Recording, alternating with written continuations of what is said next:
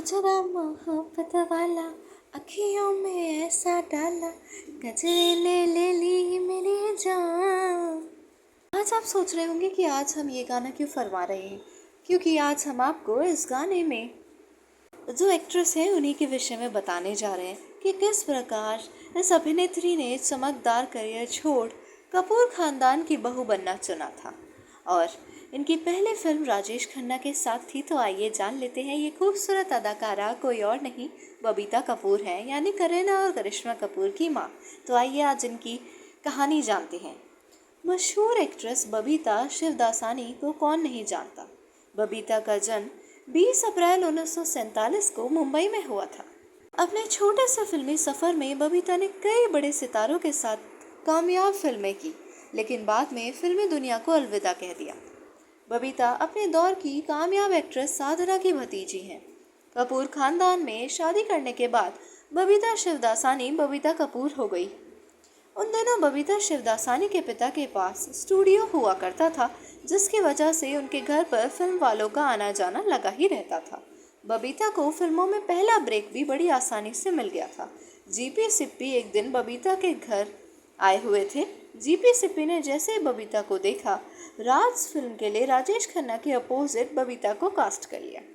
हालांकि ये फिल्म ज़्यादा कामयाब तो नहीं हुई, लेकिन इस फिल्म से बबीता के फिल्मी सफ़र का आगाज़ हो गया था। इसके बाद बबीता ने कई सारी फिल्में की। ये दौर बबीता फिल्मी सफ़र का सबसे अच्छा दौर था। तभी बबीता को राज कपूर के बड़े बेटे रणधीर कपूर से प्यार हो जाता है। और आप जानते हैं, प्यार तो बड़े बड़ों को ले डूबता है। तो इसी प्रकार कुछ बबीता के साथ भी हुआ।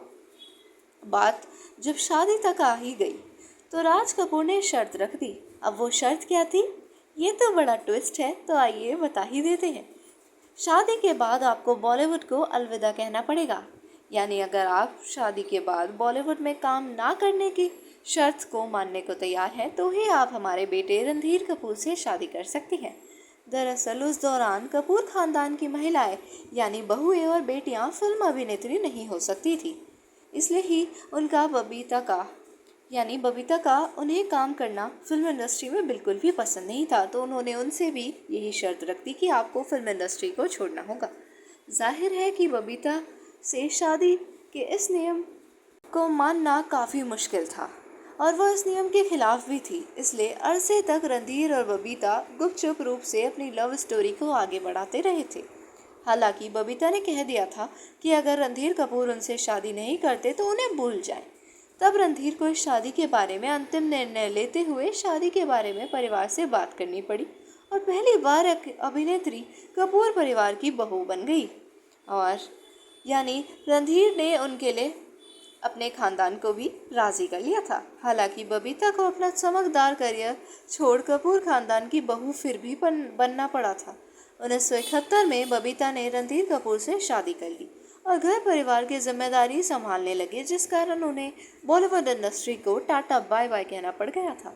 शादी के कुछ समय बाद रणधीर कपूर के शराब पीने की आदत से बबीता काफ़ी नाराज़ रहने लगी और आखिर में अपनी 2 बेटियों को लेकर अलग रहने लगी। करिश्मा के बाद करीना कपूर आज हिंदी सिनेमा की टॉप अभिनेत्रियों में से एक है और दोनों ही बेटियां बॉलीवुड में अपना करियर बना चुकी हैं और दोनों का सफ़र काफ़ी शानदार रहा। ये सिर्फ और सिर्फ उनकी माँ के सपोर्ट के कारण ही संभव हो सका।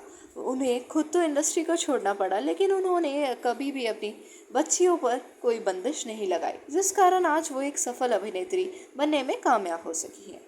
अगर आपको कहानी पसंद आई तो कृपया करके चैनल को लाइक और सब्सक्राइब कर दीजिएगा प्यारे प्यारे दोस्तों।